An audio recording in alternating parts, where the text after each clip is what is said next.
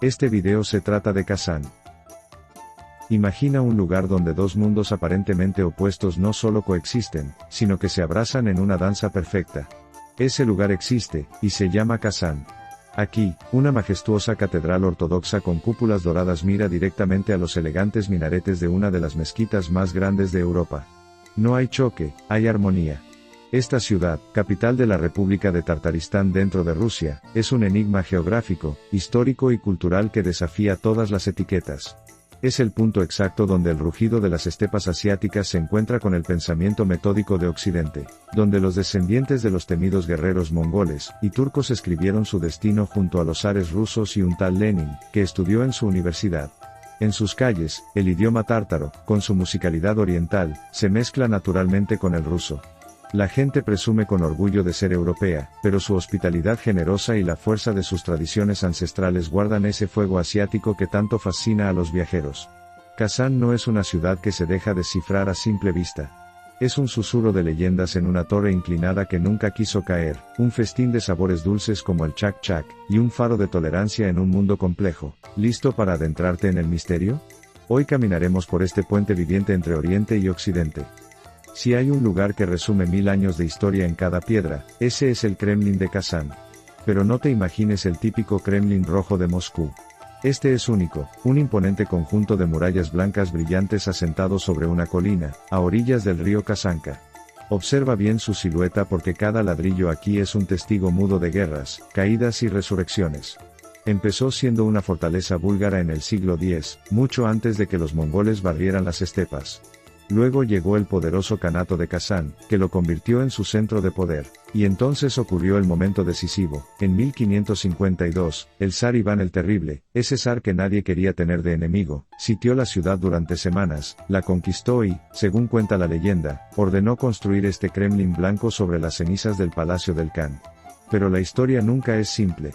En lugar de borrar la identidad local, los zares terminaron adoptando esa mezcla única.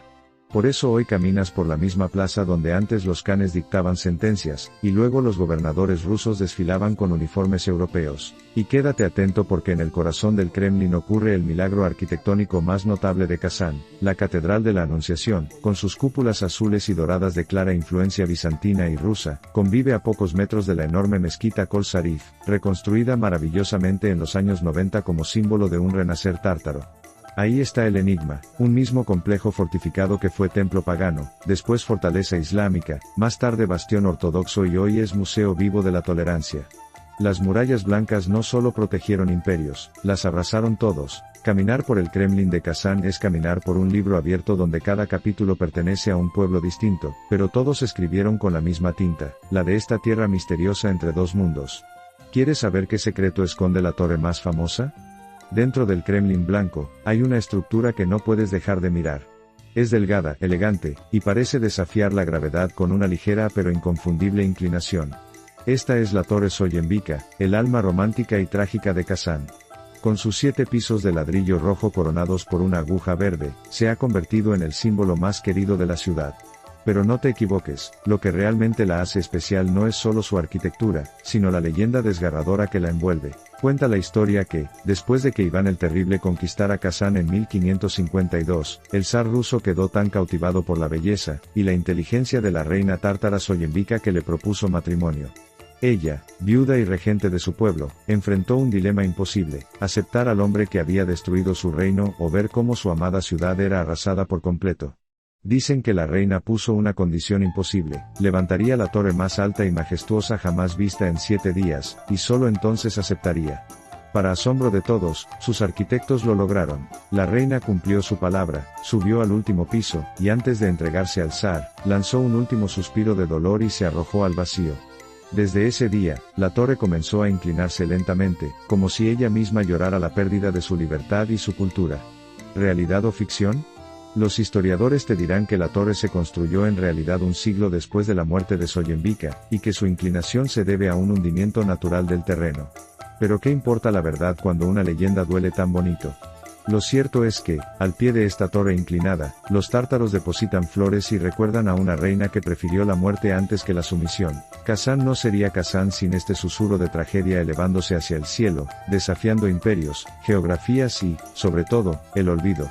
Si caminas apenas unos metros dentro del Kremlin de Kazán, serás testigo de algo que en pocos lugares del mundo podrías presenciar: dos gigantes espirituales, de dos religiones distintas, mirándose frente a frente sin hostilidad, con la complicidad de quien sabe que la grandeza está en la convivencia. Por un lado, se alza la mezquita Kol Sarif, una obra imponente terminada en 2005 que es mucho más que un lugar de oración. Con sus 8 minaretes que se elevan casi 60 metros, y sus cúpulas de color turquesa como el cielo del amanecer, esta mezquita es el orgullo rehecho de un pueblo. Y digo rehecho porque no es la original. La primera Kol Sarif, una de las mezquitas más grandes de Europa en el siglo XVI, fue arrasada por las tropas de Iván el Terrible durante la conquista de 1552.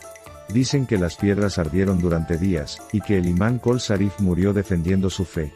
Durante casi 450 años, el Islam tártaro rezó en silencio, en mezquitas pequeñas, escondidas.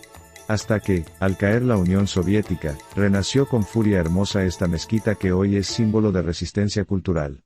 Ahora, gira la mirada apenas 50 metros hacia el otro lado. Allí está la Catedral de la Anunciación, construida en el siglo XVI por los mismos albañiles de Pskov que levantaron la Catedral de San Basilio en Moscú. Sus frescos internos, sus cúpulas azules salpicadas de estrellas doradas, y su iconostasio de 5 niveles te transportan directamente a la Rusia más ortodoxa y zarista. Durante siglos, esta fue la única voz religiosa autorizada en el Kremlin. Hoy, las dos conviven. ¿El resultado? Los fieles musulmanes entran a la mezquita, los cristianos a la catedral, y los turistas como tú se quedan en medio con la boca abierta. Esto no es tolerancia forzada, es naturalidad. Porque en Kazán, Oriente y Occidente no se pelean por el territorio, comparten la misma cuadra. Salimos del Kremlin y nos adentramos en otro templo, pero esta vez no es de fe religiosa, sino de ideas. La Universidad Federal de Kazán, fundada en 1804, es la segunda universidad más antigua de Rusia y, sin exagerar, una fábrica de titanes del pensamiento. Sus aulas de piedra amarilla han visto desfilar a mentes que luego sacudieron el mundo entero. Y el primero en la lista te sorprenderá: un joven delgado, de mirada intensa y frente despejada llamado Vladimir Ilich Ulyanov, aunque tú lo conoces mejor como Lenin. Sí, el padre de la Revolución Rusa estudió leyes aquí hasta que fue expulsado por participar en actividades revolucionarias. Hay algo poético en eso: el hombre que derribaría al zar aprendió a cuestionar el poder justo donde los zares construyeron su imperio educativo. Pero la universidad guarda otro genio, muy distinto. Un conde llamado Lev Tolstoy, el gigante de la literatura universal, también pasó por estos claustros. A diferencia de Lenin, a Tolstoy no le gustó mucho la universidad, se quejaba de los profesores, abandonaba exámenes y terminó yéndose sin título. Sin embargo, fue aquí donde comenzó a gestar esa mirada profunda sobre el alma humana que luego explotaría en Guerra y Paz y Ana Karenina. Dos hombres que compartieron pasillos pero vieron el mundo de formas opuestas. Uno quería quemarlo todo para reconstruirlo desde cero, el otro creía que la revolución debía ser interior, espiritual. ¿Y qué hay hoy? Puedes recorrer sus auditorios, visitar el museo dentro de la universidad, incluso ver el aula donde estudiaron, y las salas de estar donde debatían hasta el amanecer. La universidad sigue viva, formando nuevas generaciones de tártaros, rusos y estudiantes de todo el mundo. Pero al caminar por sus pasillos, sientes que el aire aún vibra con aquellas preguntas incómodas que estos dos genios se atrevieron a formular. Kazán no solo es encuentro de culturas, también es cuna de las ideas que cambiaron la historia. Dejamos atrás las grandes instituciones y nos perdemos donde realmente late el corazón de Kazán, sus calles. Porque una ciudad no se define solo por sus monumentos, sino por la lengua que escuchas al pasar junto a un anciano en un banco o al pedir un té en una pequeña tienda. Y aquí ocurre algo fascinante. En Kazán, el aire mismo es bilingüe. Caminas por la peatonal Bauman, la calle principal que muchos comparan con el Arbat de Moscú, y escuchas el ruso, sí, pero también ese idioma musical, suave, con vocales que parecen acariciar el oído, el tártaro. Las placas de las calles están escritas en ambos idiomas. Los anuncios del metro, también. Los niños en los parques cambian de una lengua a otra sin esfuerzo, como quien cambia de canal en la televisión. Pero no creas que esta armonía llegó sin lucha. Durante la época soviética, el tártaro fue marginado, empujado a la esfera privada. Las escuelas enseñaban principalmente en ruso, y hablar tu lengua materna en la calle podía ser mal visto. Sin embargo, los tártaros, orgullosos descendientes de la Horda de Oro, nunca olvidaron quiénes eran. Con la caída de la URSS, el idioma renació con fuerza. Hoy, Kazán es un modelo mundial de bilingüismo funcional. Y no es una rareza, casi todos los tártaros hablan ruso perfectamente, y muchos rusos étnicos entienden y hablan algo de tártaro. Hay una palabra local que lo resume todo, duslar, amigos. Pero date una vuelta por la calle Kremliovskaya, flanqueada por edificios antiguos y modernos. Ahí verás a señoras vendiendo chak-chak, el dulce nacional tártaro, mientras conversan en su idioma natal. Verás universitarios que pasan del ruso al tártaro y al inglés en una misma frase. Verás que Oriente y Occidente no están reñidos, hablan distinto, pero se entienden perfectamente. Esa es la verdadera alma de Kazán, una ciudad que susurra historias en dos idiomas, y ambos dicen bienvenido. Si hay un lugar donde la síntesis de Kazán se vuelve arte puro, ese es el Teatro Académico Tártaro de Ópera y Ballet Musa Khalil. Imagina la escena, te sientas en una butaca de terciopelo rojo, las luces se apagan, el telón se alza y de repente escuchas una melodía tradicional tártara interpretada por una orquesta sinfónica completa. Las voces cantan en un idioma que suena a leyendas de las estepas, pero las armonías y la puesta en escena siguen la gran tradición operística europea. Ese momento, esa fusión imposible que sin embargo funciona a la perfección, es Kazán hecha música. El edificio en sí mismo es una joya neoclásica inaugurada en 1939, con su columnata blanca imponente en la Plaza Svobody, Libertad, una de las más grandes de Rusia. Pero lo que ocurre dentro es aún más especial. Aquí no solo representan a Verdi, Mozart o Tchaikovsky.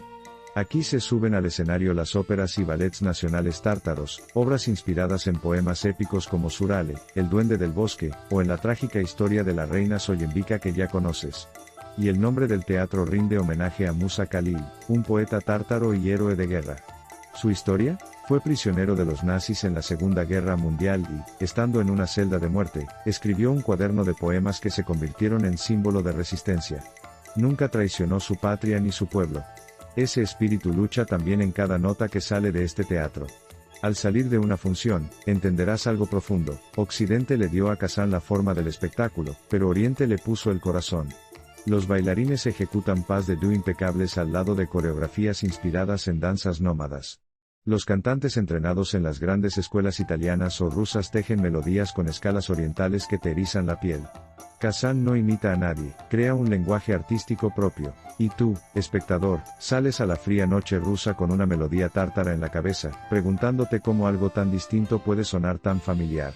Si creías que Kazán ya te había mostrado todos sus prodigios, prepárate porque lo que viene desafía cualquier categoría. A las afueras de la ciudad, en el pueblo de Staroye Arakchino, se alza una construcción que parece sacada de un sueño o de una película de realismo mágico. Es el templo de todas las religiones, conocido también como el centro universal de la cultura espiritual. Y cuando digo todas, es en serio. Aquí conviven bajo un mismo techo una iglesia ortodoxa con cúpula dorada, un minarete islámico, una sinagoga judía, una pagoda budista, un altar católico, una capilla armenia, un salón egipcio con jeroglíficos y hasta un espacio dedicado a las religiones desaparecidas. ¿El creador de esta locura hermosa? Un hombre llamado Ildar Khanov, arquitecto y artista, que tras sobrevivir milagrosamente a una experiencia cercana a la muerte comenzó a tener visiones donde se le reveló que todas las religiones provienen de una misma fuente divina. En 1994 empezó a construir este templo con sus propias manos y con donaciones. No había planos. No había permiso oficial. Solo fe. Khanov decía, Dios es uno, solo que cada pueblo le reza distinto. Durante años trabajó sin descanso, añadiendo cúpulas, vitrales, mosaicos, símbolos. La gente lo creía loco. Quizás lo estaba, pero de esa locura que mueve montañas. Tras su muerte en 2012, sus hermanos continúan la obra. Y aquí viene la paradoja más hermosa de todas, las autoridades religiosas tradicionales, tanto ortodoxas como musulmanas, miran este templo con escepticismo. No lo reconocen oficialmente. Sin embargo, la gente común llega en peregrinación. Un musulmán entra, reza, luego pasa al sector ortodoxo y enciende una vela. Un judío recita un salmo y luego admira el Buda sonriente. ¿Herejía? ¿Utopía? Para los visitantes de Kazán, es simplemente el símbolo vivo de lo que esta ciudad siempre ha sido, un puente donde nadie sobra.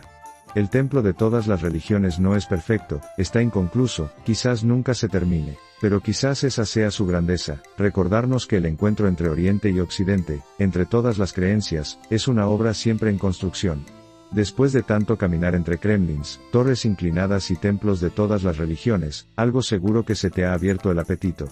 Y qué mejor manera de entender el alma de Kazán que sentándose a la mesa, porque aquí la fusión entre Oriente y Occidente también se come. Déjame presentarte a dos protagonistas. Por un lado, el chak-chak, el rey indiscutible de la repostería tártara. ¿Qué es? Un montículo dorado de pequeñas masas fritas, crujientes por fuera y suaves por dentro, bañadas en miel caliente y prensadas hasta formar una especie de pirámide. Al morderlo, sientes la textura crujiente, luego la explosión dulce de la miel, y al final un aroma que te transporta a los bazares de la ruta de la seda. Los tártaros lo preparan para bodas, fiestas y celebraciones familiares. Es el símbolo de la abundancia y la hospitalidad oriental. Y ahora viaja al otro extremo de la mesa. Ahí están los pelmeni, pequeñas empanadillas siberianas de masa fina rellenas de carne, ternera, cerdo o cordero, envueltas con ese perfecto sellado que parece un arte. Se hierven en caldo y se sirven con crema agria, vinagre o mantequilla. Son europeos, prácticos, contundentes. Llegaron a Kazán desde las frías llanuras rusas y se quedaron para siempre. Lo fascinante es que en una misma comida, una familia de Kazán puede empezar con un plato de sopa de fideos tártara, tokmach, seguir con unos pelmeni, y terminar con chak-chak y té de samovar. No hay conflicto. Tampoco necesidad de elegir un bando. La mesa es un campo de encuentro. ¿El secreto mejor guardado?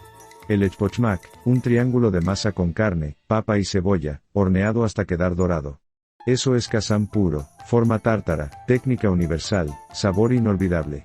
Cierras los ojos y entiendes que Oriente endulza tu vida con miel, Occidente te llena el estómago con carne, pero Kazán te enseña que lo mejor de ambos mundos cabe en un solo plato. Buen provecho, o como dicen aquí, tamle bulsin, en tártaro, y priyatnogo apetita, en ruso.